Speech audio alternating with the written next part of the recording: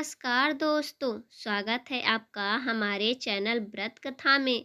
आज हम लेकर आए हैं बुध प्रदोष व्रत की पौराणिक कथा। एक समय की बात है, एक व्यक्ति था जिसका नया नया विवाह हुआ था।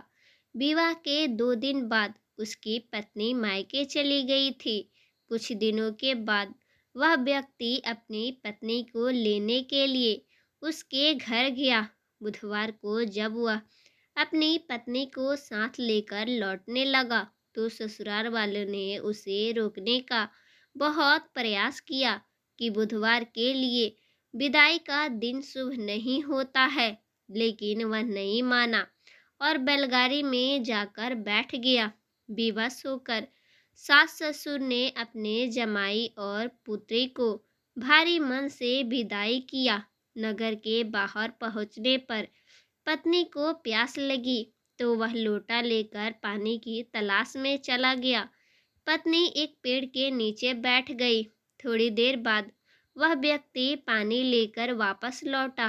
तब उसने देखा कि उसकी पत्नी किसी के साथ हंस हंस कर बातें कर रही है और उसके लोटे से पानी पी रही है।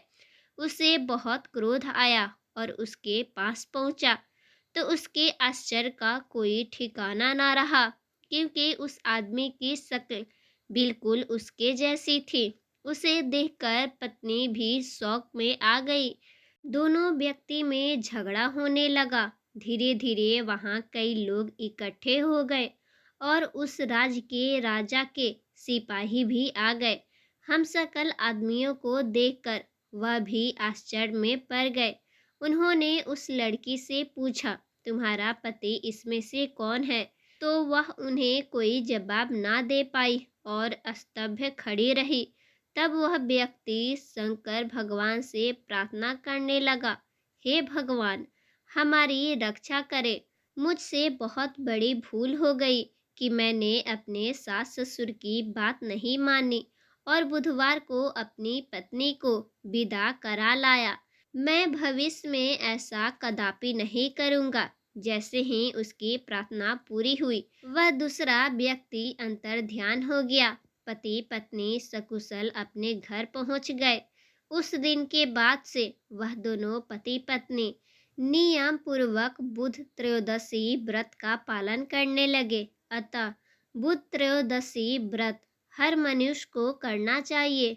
वर के अनुसार जो प्रदोष व्रत किया जाता है उसके अनुसार ही उसका फल प्राप्त होता है। प्रदोष अथवा त्रयोदशी का व्रत मनुष्य को संतोषी एवं सुखी बनाता है। बुध त्रयोदशी प्रदोष व्रत करने से सर्व कामनाएं पूर्ण होती है। इस व्रत में हर वस्तु का प्रयोग करना चाहिए। भोलेनाथ की आराधना धूप बेलपत्र आदि से करनी चाहिए। राधे राधे।